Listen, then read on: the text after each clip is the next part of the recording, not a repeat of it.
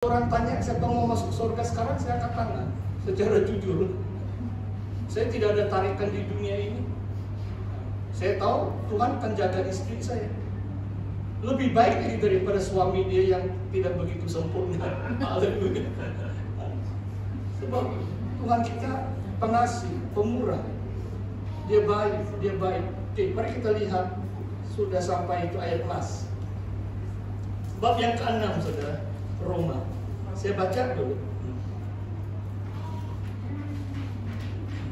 Oke, terpaksa juga macam terpotong, itulah saudara, saya dorong kamu untuk membaca semua bab 8 dari bab 1 sampai bab 8 ya. Sebab waktu kamu hamba dosa, ayat 20 sekarang ayat 20.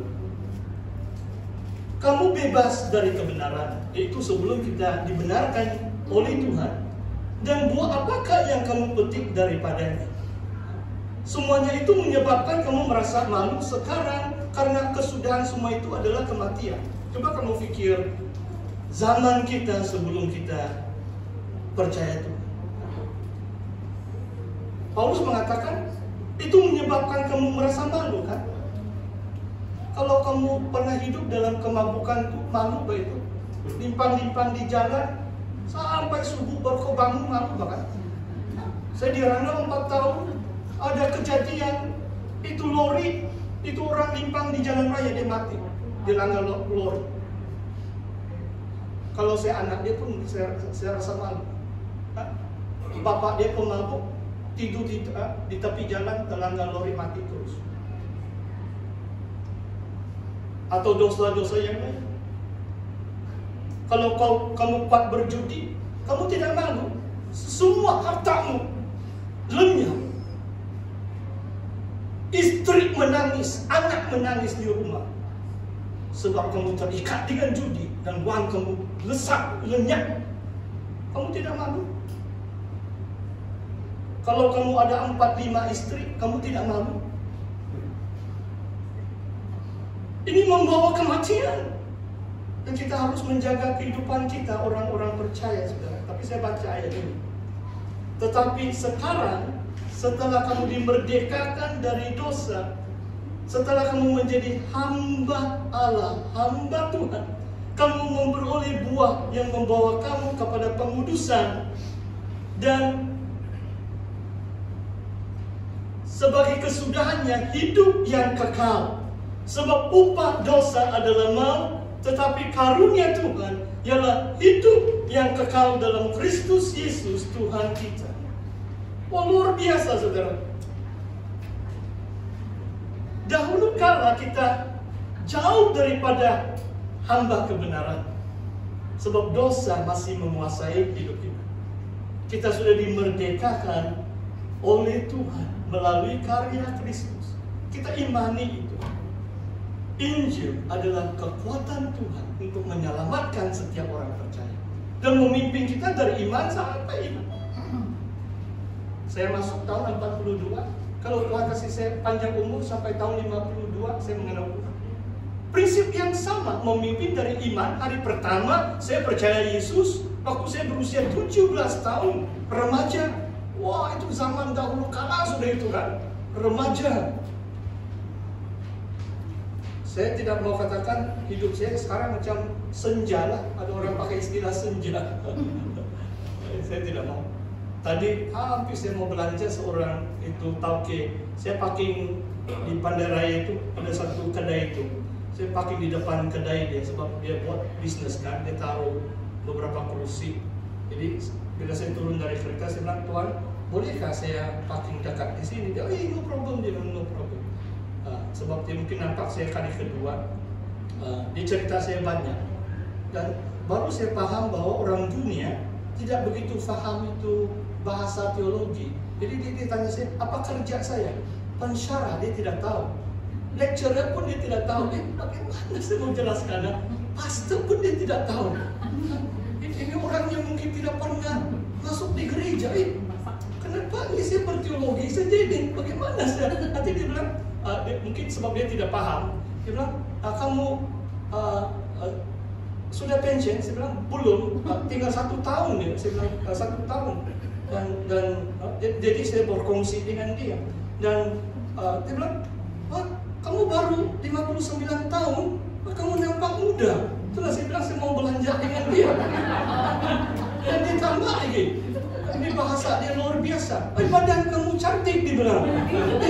Sebab saya agak kurus sedikit berbanding dia Pak itu. Wah, saya bilang, Tuhan, janganlah kau cakap begini. Saya mau belanja kamu kopi sudah ini, tapi saya mau pergi sembahyang. Mungkin kali keempat, kelima saya cerita dengan Tauke ini, saya akan jemput dia pergi di gereja. Saya akan mulai menginjili dia. Sebab bahasa teologi dia langsung tidak tahu kan. Itulah kadang-kadang jangan kita terlalu macam terapung-apung di awanan teologi Pak. Kita hidup di dunia yang nyata. Kita beritahu orang tentang kasih Tuhan dengan bahasa yang sederhana. Pastor pun dia tidak tahu, pensyarah pun tidak tahu, lecturer pun tidak tahu. Lain kali saya coba, saya padri, baik mungkin dia baru dia tahu.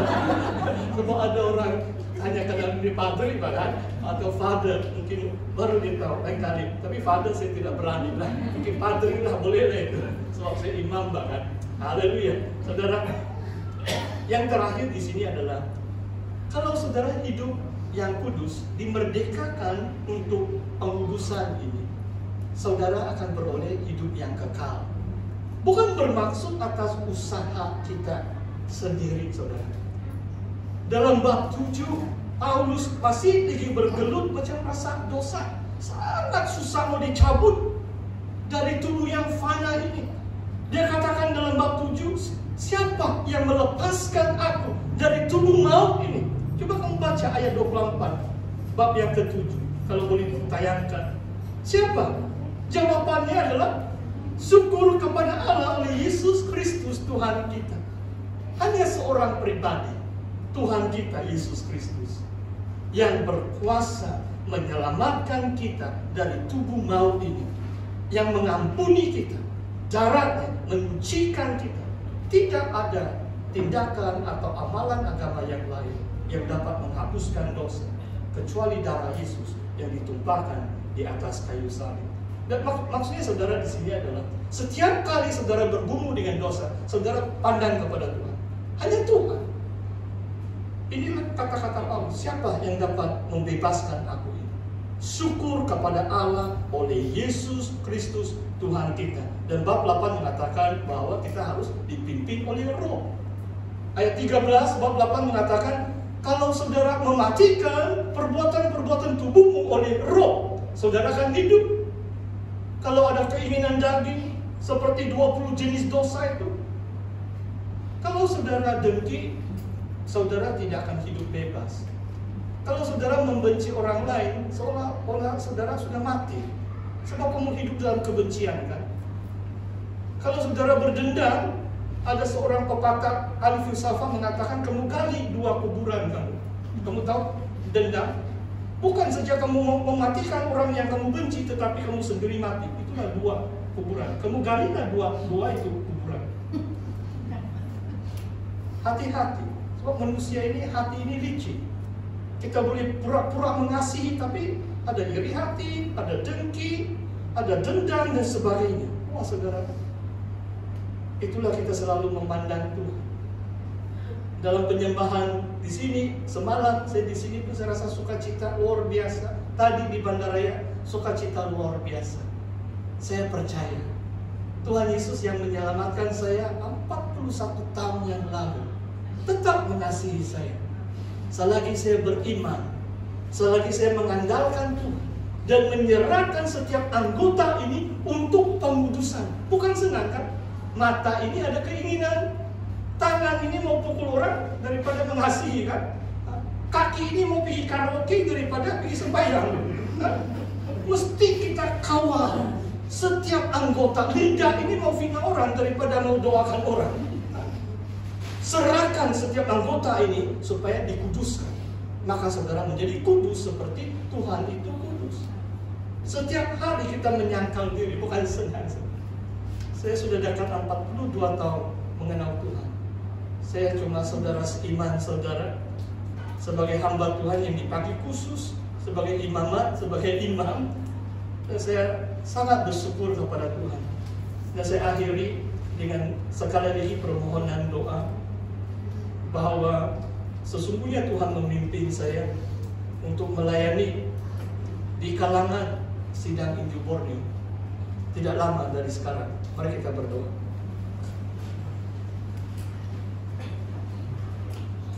Haleluya Tuhan. Bapa kami dalam kerajaan surga, Bapa, kami bersyukur kepadamu atas kasih karunia-Mu, firman-Mu yang sangat indah ya Tuhan. Kami sudah mendengar firman-Mu.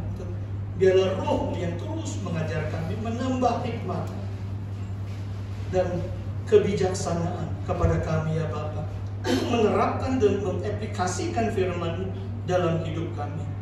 Menyerahkan setiap anggota kami untuk melakukan yang benar, supaya kami dikuduskan, pengudusan, sanctification, bahkan kami menuju kekudusan di hadapan-Mu ya Bapa. Inilah kerinduan kami. Hidup kami dipimpin, dikendali oleh Roh-Mu. Kami dapat mematikan perbuatan tubuh kami oleh Roh Kudus. Maka kami akan hidup di hadapan-Mu ya Tuhan. Berilah kami hidup yang sejati ya Tuhan, atas kasih karunia-Mu yang ajaib dalam hidup kami. Terima kasih ya Bapa. Hanya dalam nama Tuhan Yesus Kristus kami mengucap syukur dan berdoa semuanya ini. Amin. Amin.